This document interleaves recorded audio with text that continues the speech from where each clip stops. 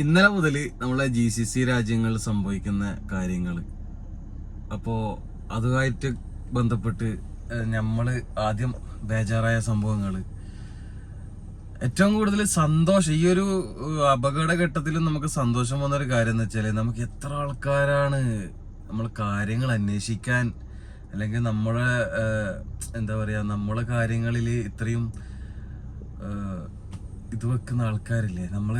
നമ്മൾ വിചാരിക്കാത്ത ആൾക്കാർ വരെ ചോദിച്ചിട്ട് സേഫ് അല്ലേ ബ്രോ, ഒക്കെ ഓക്കെ അല്ലേ, അല്ലെങ്കിൽ എന്തായിടാ എന്നെല്ലാം ചോദിക്കുമ്പോൾ നമുക്ക് കിട്ടുന്നൊരു സന്തോഷമുണ്ട് കേട്ടോ. ഈ ഒരു സമയങ്ങളിൽ കൂടുതൽ നാട്ടുകാർക്ക് പ്രശ്നം വരാനുള്ള മെയിൻ റീസൺ വാർത്തകളിൽ വന്ന കാര്യങ്ങൾ തന്നെയാണ്. ഫേക്കായിട്ട് ഒരുപാട് ന്യൂസുകളും മറ്റും വന്നേരം എല്ലാവരും പാനിക്കായി. പക്ഷെ അതുപോലെയുള്ള കാര്യങ്ങളെല്ലാം നടന്നതെങ്കിലും കുറച്ചുകൂടി പ്രശ്നം തന്നെയായിരുന്നു. നമ്മളെ കൺമുന്നിലൂടെയൊക്കെ ആയിരുന്നല്ലോ ഇന്നലെ രാത്രിയൊക്കെ എത്ര മിസൈലുകളാണ്, അല്ലെങ്കിൽ ഡിഫെൻഡ് ചെയ്യുന്ന കാര്യങ്ങളൊക്കെ നമ്മൾ കൺമുന്നിലെ സിനിമയിലെല്ലാം കണ്ട കാര്യങ്ങൾ നേരിട്ട് കാണുന്നൊരു സംഭവം ഇന്നലെ നടന്നത്.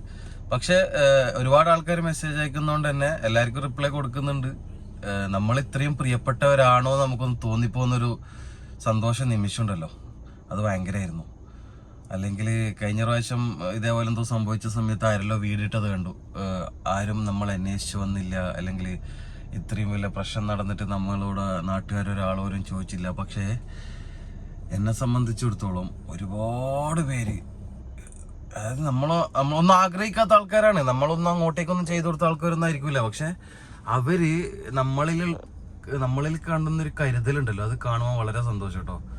അൽഹംദുലില്ലാ സേഫാണ്, ഞാൻ സേഫാണ്, എൻ്റെ കൂടെയുള്ള ചങ്ങായിമാർ സേഫാണ്, എൻ്റെ നാട്ടുകാർ സേഫാണ്, എല്ലാവരുമായിട്ടും കണക്ട് ആയിക്കൊണ്ടുണ്ട്.